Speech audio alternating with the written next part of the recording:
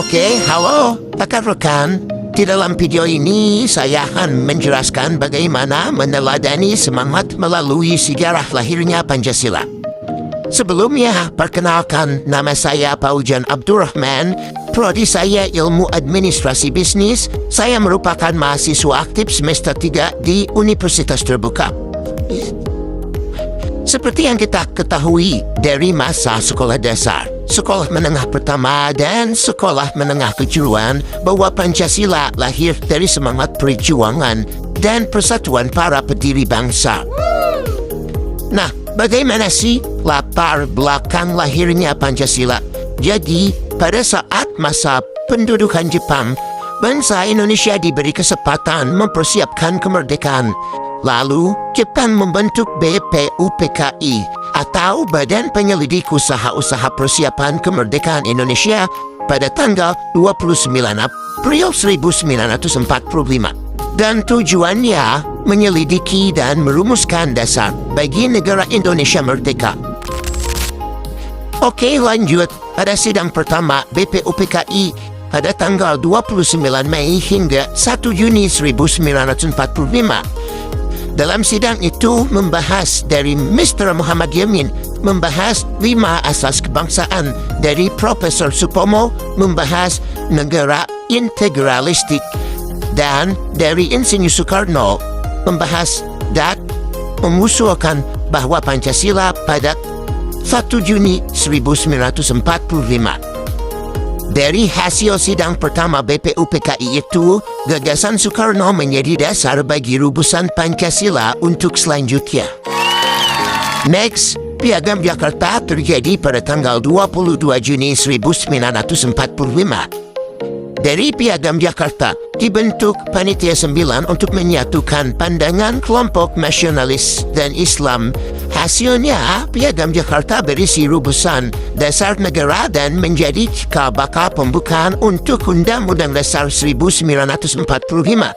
Dan sila pertama berbunyi, ketuhanan dengan kewajiban menjalankan syariat Islam bagi pemeluk-pemeluknya. Piagam ini menunjukkan semangat kompromi dan persatuan bangsa. Begitu ya? Lalu setelah itu adanya PPKI dan pengesahan Pancasila. PPKI atau singkatannya dari Panitia Persiapan Kemerdekaan Indonesia.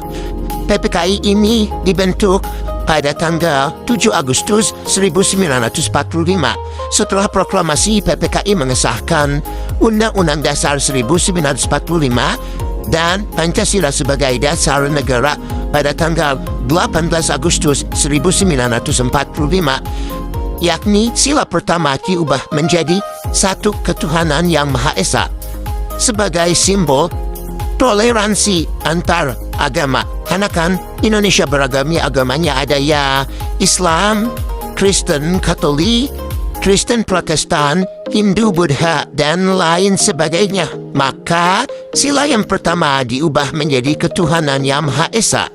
Itu merupakan simbol toleransi ya, teman-teman semuanya.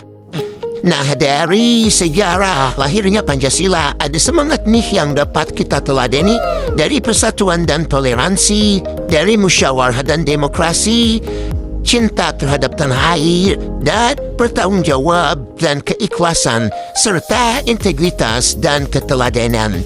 Relevansi bagi generasi muda seperti kita ya, teman-teman. Kita harus mengamalkan nilai-nilai Pancasila dalam kehidupan sehari-hari.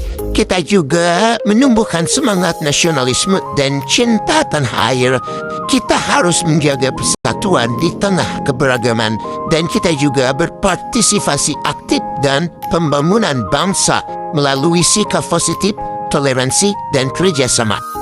Oke, segitu aja ya yang dapat saya jelaskan. Saya tarik kesimpulannya bahwa sejarah lahirnya Pancasila menunjukkan bahwa kemerdekaan diraih melalui semangat persatuan dan pengorbanan.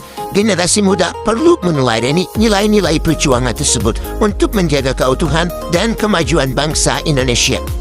Untuk rekan-rekan dan teman-teman, apabila ada yang kurang jelas, boleh ditanyakan di kolom komentar.